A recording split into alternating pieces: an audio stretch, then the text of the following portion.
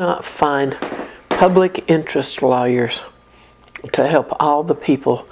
The only way they're going to get relief is through legal action.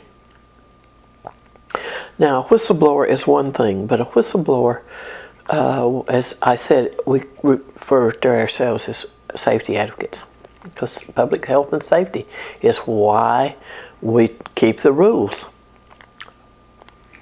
But the problem is that there's lots of workers need help.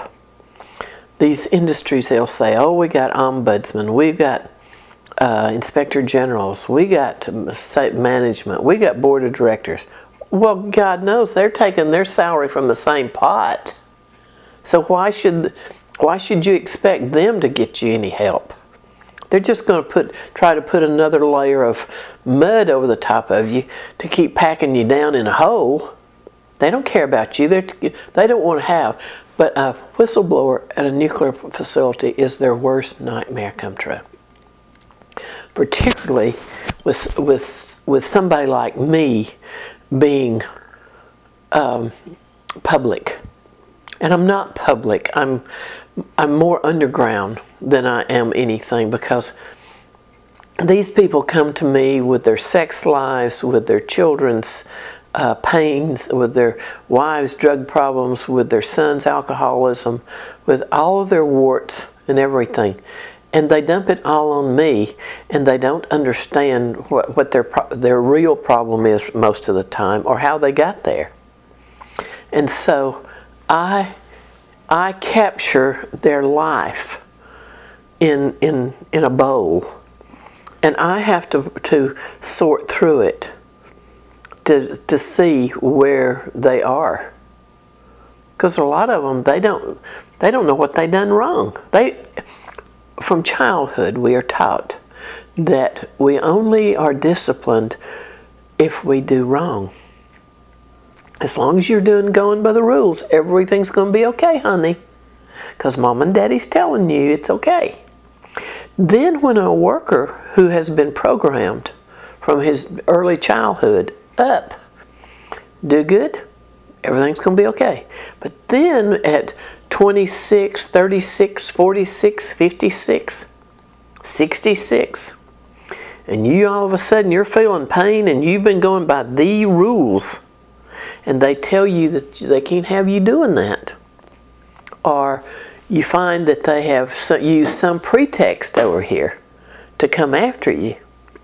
Because that's generally what they'll do. They'll use, we found you answered the wrong telephone yesterday, or you were standing in the bathroom too long, or we were writing you up for, you said you used a cuss word in front of John Doe, and he don't like that. When the real issue is over a safety issue that you're trying to get them to deal with, it's going to cost them money, because somebody back when told you to overlook that and you didn't do it. Those issues create problems for them. So then they got to go back and they got to unwind that ball of twine. They got to start re-rolling that ball of string. And sometimes they don't know where the end of that ball of string is. Because once you take off one layer, and you just keep finding more muck. But people in this country are really not political, but they're being ground. They're like a grinder. The way that people are, just being ground up, and they naive in a way, but they're not political, and they don't think politically, but they're being mistreated and terrorized and intimidated. It's an amazing. Do you know what the driving force of this industry is? It is politics and money. That's all that it is. It's political. It's about power, which is politics. It's about money, greed. We already talked about that. But if people understood the politics of nuclear power, nuclear industry in any form, nuclear weapons, GE makes, they are the world's largest manufacturer of weapons, period. Period. They peddle them all over the world. This is not a secret, except in the minds of everyday people. But The people that are being the most abused by this industry do not have the time or the luxury to sit around and think up how I'm being abused and I need to think about the politics of this, because you don't. As an American worker, we're not used to the fact that we have to protect ourselves from our employer. And now we've got people in Congress that wants to take away OSHA. They want to take away all the benefits that workers have. They want to take away OSHA. They want to take away safe working conditions. I mean, where does the American worker think they got these rights? These people died to get them these rights. We're a union family. I openly admit that. My husband and his father both. Union members. Long term. My son is union. That's the way we are, because that's what gets you what you want. I mean, to have the American dream comes through the union halls. It didn't come through the corporate offices. It comes through the union halls. Because the American worker has to know and must be aware that they have to be involved in the politics of their community and what goes on around them, so that they will know. Because like the nuclear industry, it will move in with its massive amounts of money. They will buy the new school ground toys. They will buy the new school, this grand and glorious library. They will buy the new politicians. They will get them new offices. They'll be able to buy them the new little trucks. All kinds of things. And it's nothing but bribes to keep your mouth shut and stand up in public and promote me whenever I come to town to build you a new nuclear plant, because I'm going to give you these new, wonderful, cool, clean, green jobs. And right now, I mean, after Fukushima, the AFL-CIO Liz Shuler, who's the Secretary of Treasury of the AFL-CIO, I asked her, what's your view on nuclear power? She says, well, they're good paying family jobs. So we should continue to support the nuclear industry. The IBEW said that the situation in Fukushima is completely different than the situation here. Here, no, it's not. It's safe, and that we have proper procedures in the United States, so we're not going to have anything like Fukushima. If that makes him happy, he can keep saying that, but that's a big fat lie. He's lying to himself, and he knows it. Because the workers are being destroyed without compensation for working in these plants. They do pay good. They have to pay good to get people to work there. But once the construction job's over, there's very few jobs left. There's, like most places will have like 1,000 to 1,200 workers to run a plant of 2 units. So, but you've used 5,000 to build it. Is this the best kind of jobs that America can have? The money that this industry takes out of the U.S. taxpayers' hip pocket in subsidies is outrageous. The nuclear industry is second only to the Defense Department in subsidies. Federal taxpayer subsidies. That is nothing but taxpayer money. Why should we pay for the high electricity rates, pay to build our own death warrant? I'd like to choose what I die from, wouldn't you? America should be able to choose what they want to die from. They shouldn't have to worry about that their jobs and their money are going to be used against them, and the corporations reap the benefits. Because when they're through with you, they're through with you. Cancer, all the repercussions of the health issues do not show up the day you walk out of the plant and go to the parking lot and get in your car and leave. The repercussions from radiation exposure can take as much as 40 to 50 years to show up. And you can't chase a body around America and keep up with them as a nuclear worker. The nuclear industry is very cloistered. It's very small. There's less than 300,000 people works in it today. That's the population of that, and they travel from one plant to the other. They travel from one side of the country to the other. They're always these contractors, and they won't open their mouth. They're like the unions. They won't open their mouth because they want the big money. And that is an addiction to the nuclear plants. And if the AFL-CIO thinks that they're promoting good work material, she should be ashamed of herself. If she has a conscience at all, she should pull it out and look at it and read what it really says.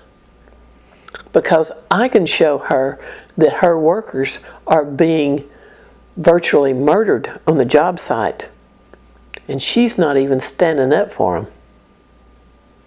That's sick. Well, what does that say about the future of this country? I mean, the future of people of this country and the world, where you have this industry which is destroying people. It's destroying the planet. It's destroying the planet, and yet we're told, you know, in the media, everything's okay. Well, the media's bought into this nuclear PR program because Westinghouse owns, not Westinghouse, GE owns NBC, MSNBC, Time Warner, AOL, they own CNN. Who owns ABC? Mickey Mouse, MICKEY. Hello. There's no future for the media because they're told what to say. I mean, they're bought and paid for. That's the reason why I don't particularly trust the mainstream media. I mean, they come knocking on my door, I'll talk with them, but I don't go hunting them. I mean, today, print media is almost gone, and no offense intended, but I prefer the print media to deal with, because a printed piece of paper will last for a long time, but once you've run your material, people will forget about it, and we can't talk about it. It's that I call it the business of corporate bigotry. We have to hide, and we're only going to whisper about that behind a closed door.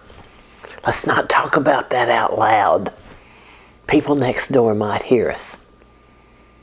But this enticement of the high levels of money that's used in this process and the U.S. taxpayers are paying for it. They're paying for the process to kill them. Does that make sense? Why would America pay for something that is so outrageously expensive for all this high money?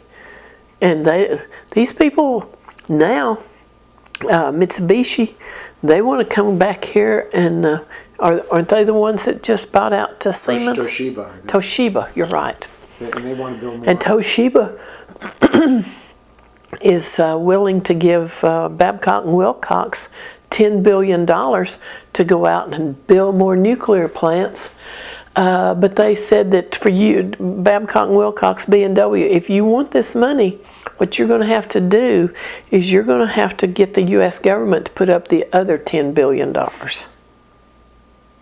Hello.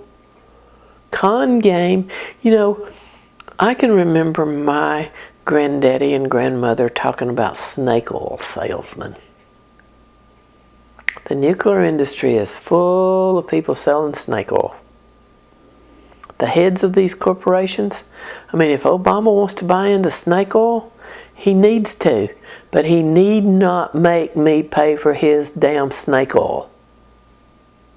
And by him telling the nuclear industry that he's going to give them these billions of dollars, him and, is it Chu, Secretary of Energy? Yeah. him and Chu are going to give away this money. Quit giving away my damn hard-earned money. I don't want what you're buying. Don't use my money to buy me something I don't want. That's kind of like you taking home to your wife a new set of tires for your car for her birthday. Now come on. Buy your own damn tires. Don't give it to me. She wants a new hot diamond. She wants a new tablecloth. She wants a new chair for her to sit in. She wants a new set of lamps. Take your damn tires, put them on your car, and quit telling me that that's my gift when I never see it again. And that's exactly what he's doing to America over the nuclear. Now these workers that you fight for and you help and their families, what happens to these people? They're pretty much, what you're saying is a lot of these people are just destroyed. Even if they get a settlement, their lives have been destroyed. Emotionally, well, let's be realistic. The first thing they say is, I want things to be back like it was. I want to be back to normal. Well, honey, once you push that button and you take them on, your life is never going to be the same again. I'm here to tell you. Nothing is ever the same. The dynamics of your family, the energy, the whole makeup, the emotional structure of your family, everything is rewired. Nothing will, even the pastors of the church, the clinical psychologist, the medical doctor, everybody is going, you're going to look at everything different. So don't think that life will ever be the same again. It won't. You will have a new normal. You will see everything totally different. You'll see where you were used and how often and how badly they used you and all the things they did to you and who the good guys are and who the bad guys are. You're going to look at the whole world is going to look, you're going to become politically aware, because then once you understand that it's about the politics inside the company as well as in your local legislature or in the federal legislature, you're going to look at everything totally different. The emotions of a family, the children. I can tell you that I've taken more than one family to the shoe store and bought shoes for children to start to school because mom and daddy could not afford them. Not that I got repaid. I bought them out of my hip pocket. I have paid more than one light bill for families. I have bought more than one set of tires for a man because he needed a set of tires so he could get to a new job. And once you take this industry on, particularly in public, don't think you're going to go back to work with them. You need to go right then when you make this and determine, I'm going to realign my life. But you're in the midst of such emotional turmoil to think that you have morally and legally stood up for what is right. When you accept that, or when you look back on it and see that, because that's what you've done. You've done something they can never do. They don't know how to do what you've done. And they resent that you make them look bad because they can't do what you've just done. They can't stand up. They don't know how. They don't have the moral backbone to do what you just stood up and done. But what happens is workers who do speak up, who do stand up, go through hell. I mean, they're attacked. Living hell. Living hell. They're attacked, they're harassed, and the intimidation. I was asked to leave my church. What? I was asked to leave my church because people that worked at TVA, just being seen talking to me in a hallway or in a parking lot or in a grocery store could cost people their jobs. That's the kind of harassment that you can expect. And it's not that the people they think that they think the other. Let me just go back up just for a second. What you're taught as a child is that if you tell on somebody for doing something wrong, you're a snitch, you're a tattletale, you're a whiner, they have all these names for this. And so as you grow up and whenever you identify wrongdoing, those names all come back out against you again as a grown-up, an adult. And you're looking around saying, but that's not what I am. I'm just pointing out that we can't do this because we could go to jail for falsifying documents. I could go to jail for lying about this. This is federal. This is not the state. This is not your local traffic court that you're going to be tried in. You're going to go, the FBI is going to come in.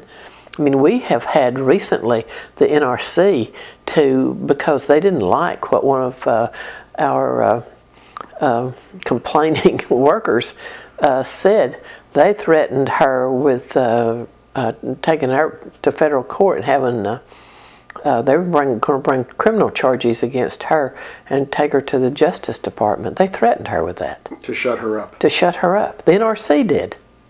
And what did she say? What was the case about? It was about security.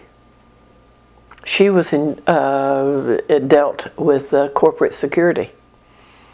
And she identified they were falsifying documents. They were letting people through that didn't have, they were letting in to have access to all the corporate security records. There was a security manager that was taking care of her friends. She was not showing that her and one of her buddies, they was taking care of each other and they were swiping their cards, so it showed that she was at work when she wasn't at work. I mean, it was like, you rub my back and I'll rub yours. And then one of them left and went to work for the Nuclear Regulatory Commission because she'd already been there, so she knew how to get back in. She never even went through a security check to go back to work for the NRC. And she's taking care of security again today.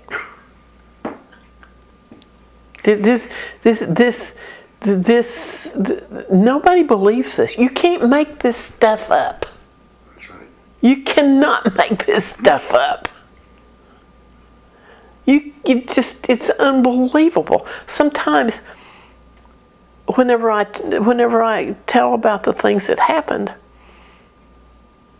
people look at me and say, that just can't be because they've got rules.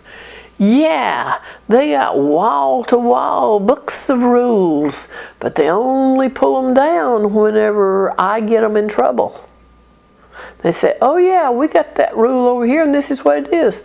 And they will tell you under oath, we do not approve of workers being intimidated or harassed over safety issues.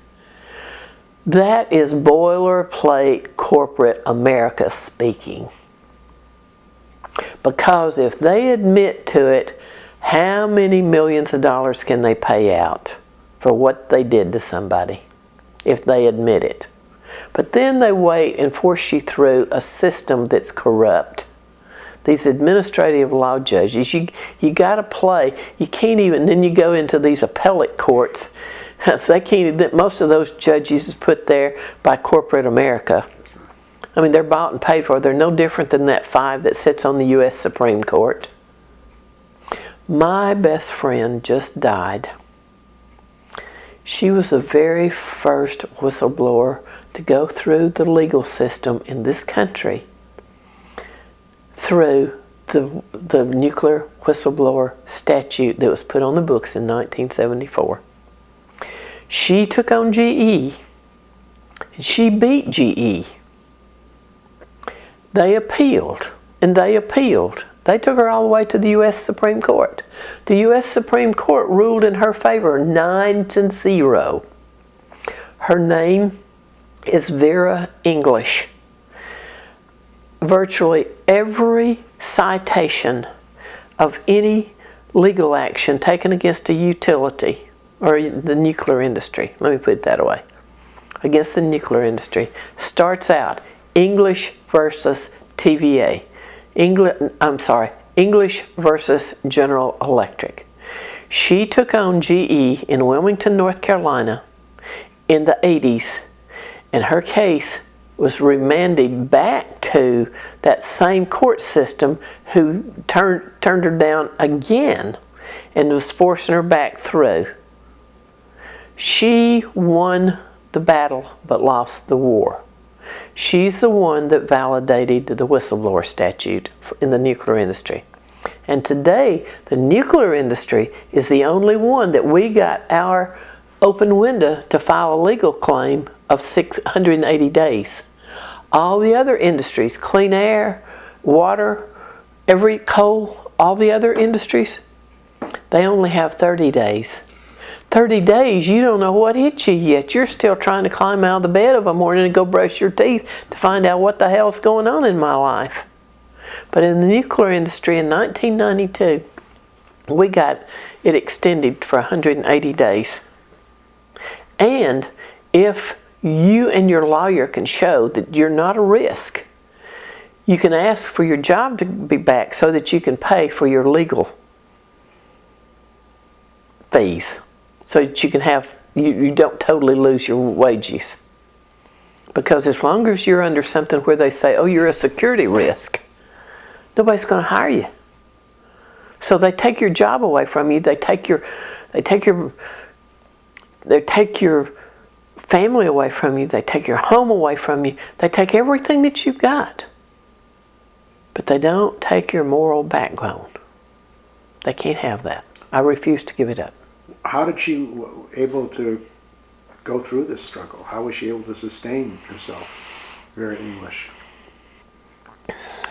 She had some savings. She was a single parent for a good long while. She took other jobs. She cleaned houses. She was a housekeeper. She was, when she worked at GE, she was in the labs of the fuel processing plant there in Wilmington, North Carolina. And that was where she was originally from. She was originally, that's not true, that's where she was living, that's where she was working at the time. And she was a lab technician. And she blew the whistle on them. She blew the whistle on them because they were not putting the proper amount of pellets in the fuel rods. Something so stinkingly simple.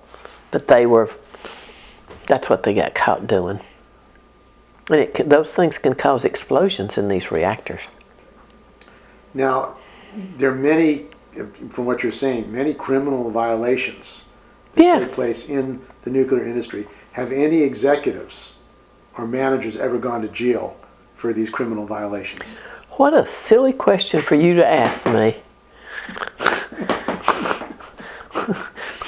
That's like asking if Rush Limbaugh has ever served a day for violation of buying dope.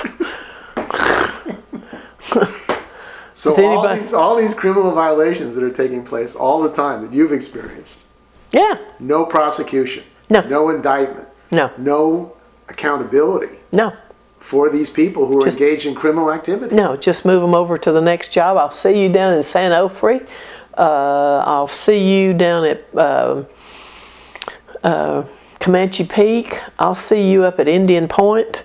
I'll see you up at Hanford. Don't worry about it. Just pick up and we'll see you down the road. If you get caught by somebody like me. So, but wouldn't this basically say to these managers, you can do what you want? There's no accountability. That's exactly what it says. Exactly what it says. And what they do whenever they dismiss one is they say, he's taken an opportunity to seek other employment opportunities. That's boilerplate. When they say that, you know that this guy was shoved out the door and they didn't fire him because they might need him to come back as a witness for them. So let's not make him too damn mad. So that's exactly the way that they handle this. I know all the tricks. I worked in human resources. I was a senior mid-level manager, senior management. I did not work for the board, and I wasn't in, but I was 4 places below the board of directors in TVA whenever I left. So you knew exactly how the system operated. I was in the damn meetings when they was persecuting people. I said, you can't do that. You're just looking for a lawsuit. Why would you do that? In depositions, I shut the plants down on 2 separate occasions. In depositions, the head of the area that I shut down, there was 3 of us whistleblowers. And the NRC shut them down, put a stop work order in place. We shut them down for 2.5 years. They couldn't move forward. They had to go back and fix everything. What plant was that? Watts Bar. Cost them $2.5 billion, he said. In 2.5 years, we cost him he said almost $3 billion. That's in the deposition before the trial. So that's a reason to get rid of you and other whistleblowers. Well, duh. It cost them a lot of money. It was cheap to send me to school for $500,000. That's what it cost them to send me to school. They wanted you out of there. At any price. Then, whenever we were taking depositions for the head of nuclear power, who was the one that gave down the order. Because everybody always believes that if I can just get to the top, that fellow up there at the top, if he knows that what they're doing to me down here, everything will be okay. Well, let me tell you, honey, what that guy up there's done, he's pushing all them damn buttons, so they do to you what's getting done to you. So don't ever think that the higher up on the ladder is going to help your problem. And you don't want to go to the media until you've got all your other ducks in a row, because going to the media will kill you too. But he sat in a deposition and said, and they all admitted to it. We had the notes on it, is one thing that I had, that showed that they, once a week, for almost 5 years, they held meetings with nothing but what I had said to the media on any one given day that week. And if there was a video, such as we're doing here now, like if there was a newscast where I was in a video, you know, there was shots of me or where I made a statement or talked about something, what they did, they ran that and ran that and ran that till everybody was practiced up on what the answer was to be back to the media if they were asked about it. How sick is that? I mean, you're talking about a little old fat woman down on the riverbanks that, you know, because they always talked about, well, you're not an engineer, Miss Harris. Are you an engineer? I said, no, never lied and told anybody I was. Well, how do we know that what you're saying is true? I said, I have a fair understanding of the English language. How about you? You're just a lawyer. Mm-hmm. Don't try to intimidate me to do something that's going to cause me grief. You want to cause yourself grief? I'll make fun of you while you make fun of me on the witness stand. They never fail to say, Mr. Harris, are you an engineer? I mean, I've testified in more trials than I care to talk about. But it's always, Miss Harris, are you an engineer? No, I'm not an engineer. Why would you even ask such a silly question? You know better than that. I thought we were here to deal with legal issues. I've had judges to throw me out of courtrooms. When did that happen?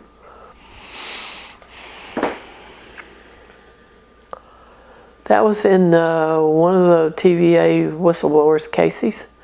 It was up in Knoxville, Tennessee in 1998, 99. Why did you... TVA complained about me being in the courtroom because one of the lawyers said that I was laughing at him. I sniggered out loud at this woman sitting beside me. And he said, I heard Miss Harris laughing at me. Well, and I just turned around and go, Your Honor, I wasn't laughing. He said, well, she doesn't even need to be in here. She might be called to testify. I go, the judge threw me out. After lunch, the judge said, Miss Harris, you go outside. Okay, Your Honor. He said, and after this is over, he said, since you're not going to testify again, you're not going to be called, you can come back in. So after I testified, first thing after lunch, I went back there and sat down in the back of the courtroom. They see me sitting back there and they said, Your Honor, she's back in here again. Please take her out of here. She makes me nervous.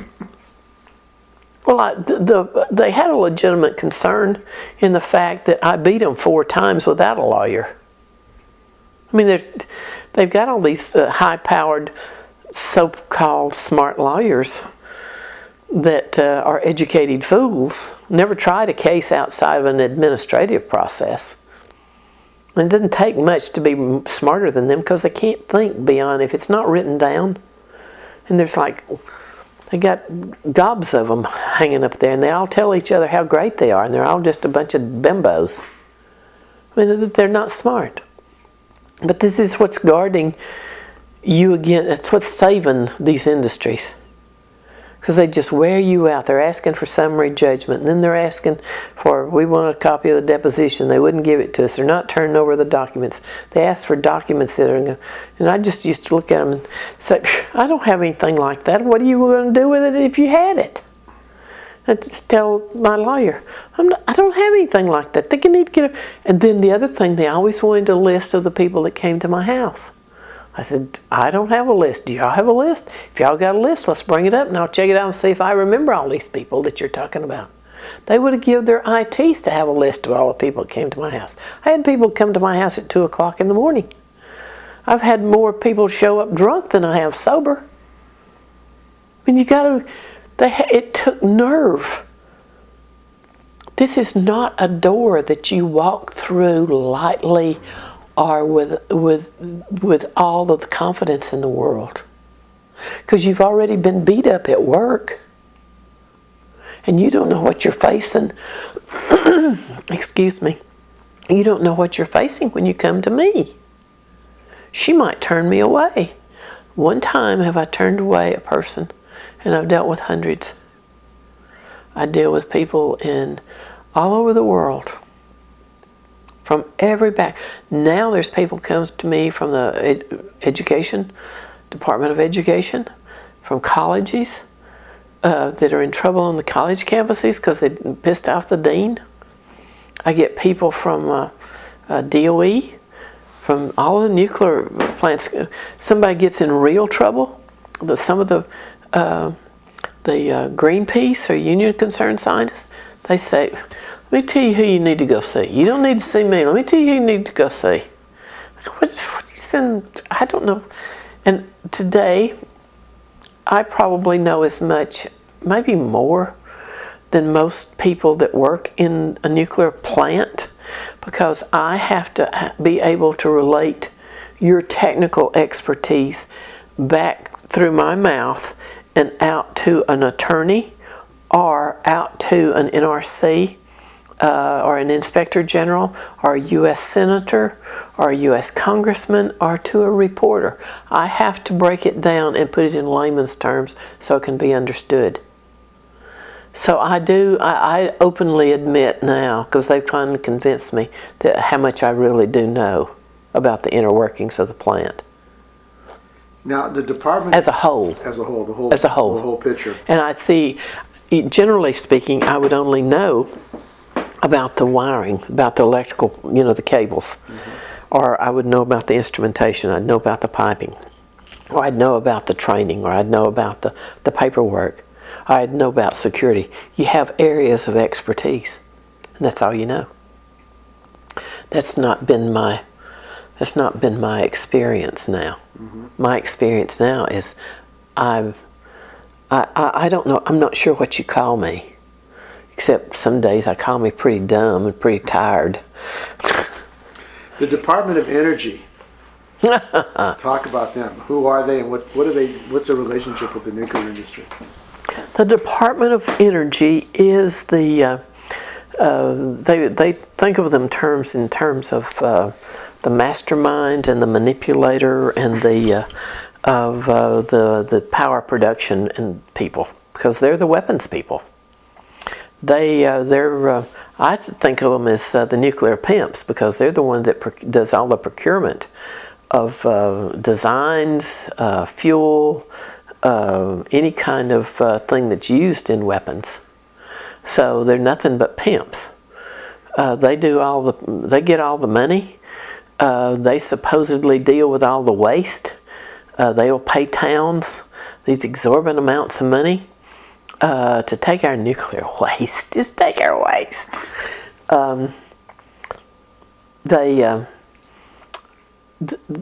They always tell you how safe everything that they're doing, how safe it is. But these are also the same people, Stephen, that have paid billions of dollars to their workers for what has happened to them in these weapons facilities and in these fuel facilities, these fuel fabrication facilities. So don't tell me what a great job you're doing. And they do nothing but procure for the Department of Defense. That's their sole purpose. You look them up and that's what they are. They're pimping for the Department of Defense, and they're using street prostitutes, which is the nuclear power industry. So it don't take no bright lights to figure that one out. So this Dr. Chu, who Obama appointed, who is this guy? He's one of those people that's highly educated, lacking in common sense, has no practical experience of out on the streets of what the realities of what's happening in these communities and around the country of what his product has produced. And he's highly paid for abusing American workers and American families and American communities. Well, they say they're protecting the security of people of the United States. What security? Tell me how. Tell me where we're using nuclear to protect our security. They can't show me that. Because we had all this nuclear weapon crap whenever 9/11 happened, and how did they save us then? We're making nuclear weapons material in my backyard. It showed up on the front page of the Moscow Russian newspaper Izvestia in 1995, even to how many ounces had to be produced each year for the Americans to use to enhance their bombs, because enhancement means that it's only an atomic bomb. When you put tritium with it, it becomes a hydrogen bomb. So you're going from blowing up in 7 seconds reduced to 3 seconds. I mean, you know, which one do you choose? You choose your poison. And this security issue, that's some more of that snake oil. We don't fight nuclear wars. We're sending our boys to the deserts and killing them off. We're using depleted uranium bullets, but those are radioactive. We're contaminated everywhere we're going there. We're bringing home bodies from out of the war zones that's got as much radiation as somebody that's been working in a nuclear plant for 10 years. What kind of security is that? Shooting them in our own people in the back? How damn unfriendly can you get? Don't give me no more don't give me any more of this silly crap about this national security crap. Tell me something that didn't come out of Grimm's fairy tale. That's about as grim as you can get. But you know, it's crazy. You know, depleted uranium. We're using it's not depleted. In bombing, it's not depleted. That's right. Okay, so it's really not depleted uranium. They're using actual uranium bullets on the battlefield and contaminating our own people. Yes. Besides the people there. Yes. Desert Storm, remember that story? About all these soldiers that was coming home from, they didn't know what was the matter with them? It's called radiation poisoning, for God's sake. We take one of these depleted uranium bullets and you put it into a tank, blow it up, guess what you got laying there? You've got a little pile of radioactive hot spot laying there wherever that, and it shoots right through, it penetrates the armor. Well, don't that just make your day? And then the wind carries it, and the dust carries it. And does the same thing over there that it does over here. We've got 104 of these nuclear power plants in this country. Every one of them's got full spent fuel tanks. We're adding on to them. They all sit on a riverbank. They're basically, all of them are leaking because that stuff does eat through, because it is so hot when we put it in there. It's a never-ending disaster. And this is what good Christian right-wing people tell me that I should endure, because this is what's best for me. You know, the God that I've been reading about, He says I need to learn to take care of what He gave me, because He ain't giving me no more. And these people ain't taking care of what He gave me, and they're not helping me take care of it either. And they want to talk about adultery and abortion, and they want to take away, it's okay to abuse the poor. They want to starve the children. They want to, you know, put the elders, shove them off a cliff. And hallelujah, I can hear the heavenly choir singing, hallelujah. Y'all get ready, because He ain't giving you no more. Where is their conscience? Where's America's conscience? What has happened to it? When are we going to wake up? When are people in this country going to wake up? I think they've slept long enough, don't you? I think it's time for everybody, you know, to get their backbone, reach back there in their hiney and pick it up and shove it up between their shoulder blades and quit buying snake oil. Now, what about people getting together, and the people who are fighting back and have a backbone and are organizing to get the information out? Is there a network? Is there an organization bringing all these whistleblowers and people who are fighting to educate and to defend workers together? No. As Will Rogers says, I'm an activist. I belong to my community. I don't. That's not exactly how I said it, but we're not organized. Quite honestly, we've had some major successes. One of the big things that I feel that I've seen in the past 30 years is that these safety advocates that's come out against these utilities and in the DOE, we've had more success shutting these people down and shutting them up than any of the activists. The activists just pick up what we have to say and what we've produced, and they take it and run with it. And they're like rabbits.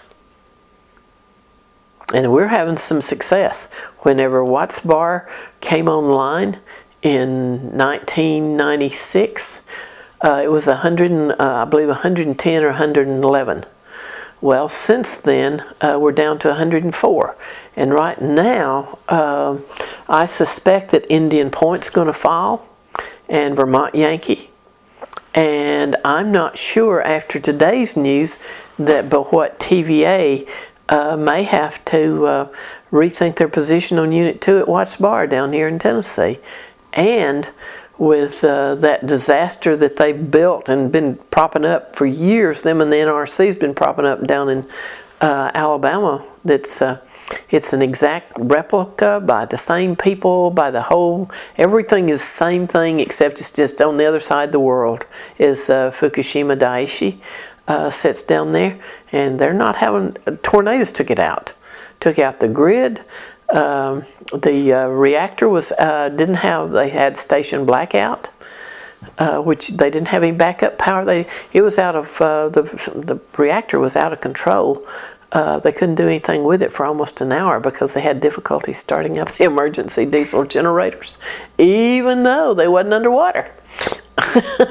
So I had y'all get this stuff. I mean, people in this country see pictures of a nuclear power plant with water surrounding it in a flood situation, and it's like it's on the news one night and then it's just gone. I mean, the people that believe what they see there are the same people that believe that the walk on the moon was just a fairy tale. They think that the debt problems in this country is just a fairy tale. They're so busy with their head down, trying to make a living, trying to keep their head above water, that they can't worry about this nuclear industry with trying to keep its head above water. They don't think about it. And for such a long time, my dear, the industry has told everybody, you're not smart enough to understand that we're just boiling water and hiding it from you. Boiling water is all that they're doing. It's an ugly, messy way to boil water with some really ugly fuel. Efficiency in this country today would overtake and we would have more. We would not even need the nuclear facilities in this country. Because less than 20% of what we are producing is nuclear. But it's eating up an enormous amount of our economy. The waste, the mismanagement, the unsafe worker conditions, the decommissioning, the uranium. Have you ever took a look at the uranium mines and uranium tailings on the Navajo Reservation in Arizona? Well, that's enough to make you want to go throw up. Kids playing in the tailings. Deformed children. Cattle won't live. Sheep are dying. All of this. For what? What have we gained? What have we gained by this kind of enemy within? Why are we worried about security for the U.S.? We're killing ourselves. We don't have to worry about somebody walking in and doing anything to us. Why don't we just take a look at ourselves? I mean, we're a morally corrupt country because good people have stood idly by thinking, there's nothing I can do. Now, this is one that you have to stop and think a bit about. The one person that has had more impact on the world in the past 6,000 years. We don't think about it.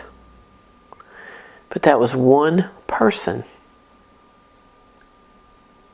And people say, oh, one person cannot make a difference.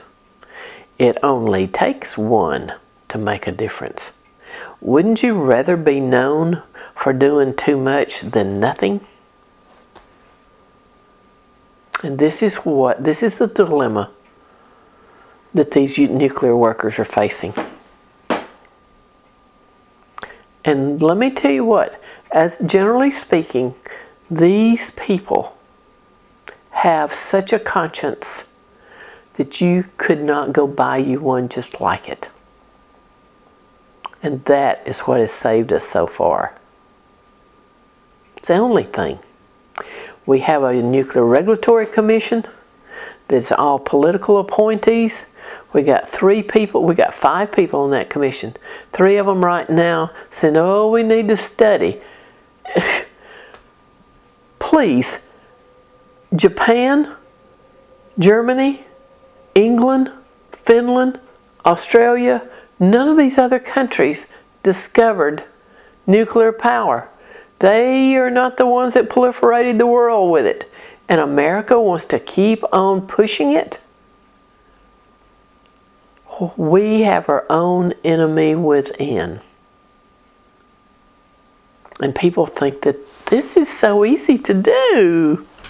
It is easy to steal money from a baby. Particularly whenever nobody's protecting the baby. And the American public has got such a diverted attention away from what's really going on. And they're told on a constantly daily basis, you don't know what you're doing. You're just not smart enough to know what I'm telling you. Trust me, if the American public is ever able to stop they're going to be really, really pissed off. Because they're being taken for a ride and they ain't going to be able to get off the train, and they ain't going to like what happens when they do are forced off. It ain't going to be easy. It's not going to be pretty. It's bad. I know. My problem, Stephen, is I know too much. My credibility has never been on the line in the past 30 years. I do not lie. I do not mislead people, and I don't tell people what they want to hear. I tell them the reality. I don't have time to play games. Life is short. Well, I'm already an old woman, and I don't have that long. And I'm, to my knowledge, I'm the only one in anywhere that does this, that does what I do. But I recognize people's pain, and when it's real. And there's so much pain in this country. And it's not getting better. It's going to get worse. It's getting much worse. It's getting much worse. No, it's unbelievable. You know, this is a great country. It's a beautiful people, but we're in such a terrible bunch situation. Of sheep. Yeah, that's... We've turned into sheep, and we're letting this bunch of ugly goats pull us around. It is. I couldn't believe that Nuclear Regulatory Commission hearing, where one of the commission asked, he said, do we have regulations to prevent something like Fukushima from happening in place? You know, and they said, the manager said, no, we don't.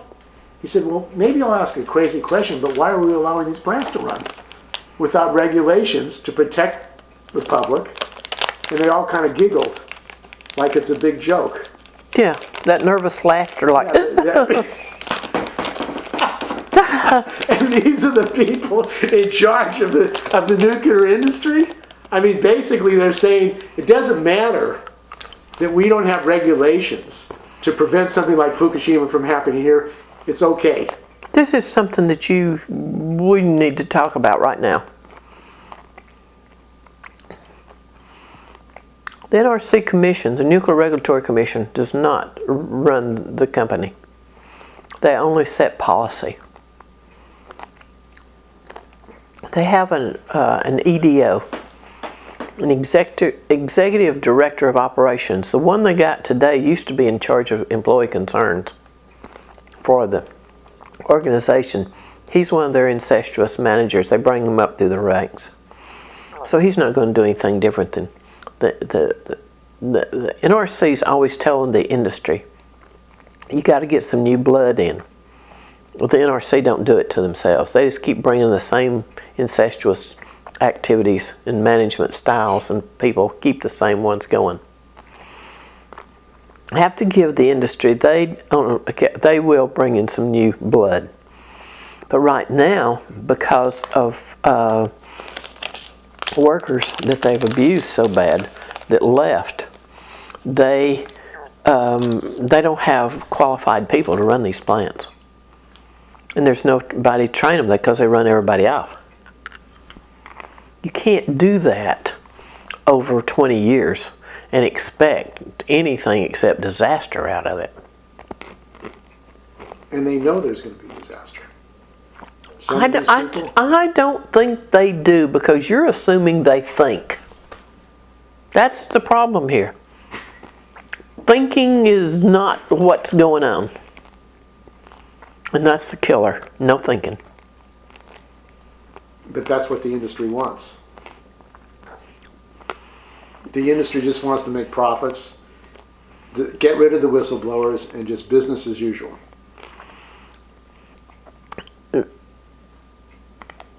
See, I don't think they think either. Well, they do think about profits. They think in these little bitty... How much profit can we make? How much money can we make? Well, see, that's the bookkeeper of the companies running that company. What does the bookkeeper know about what's going on out in the plant? Right. The bean counter. The bean counter, the bookkeeper. That's right. Your financial officer is the one that's making this company run. And they really just want to keep their profits as high as possible, regardless of the cost. Don't call the COO, call the bookkeeper. Call Mary Jane down there in the finance department. She's the one that knows. They got her buried over there in some far corner. She's got stacks of computer printouts so you can't see her and you have to turn sideways to get in there and say, Mary Jane, how we doing today? She says, well, we only lost 13 cents on the watt. Well, Mary Jane, how are we going to pay the employees this week?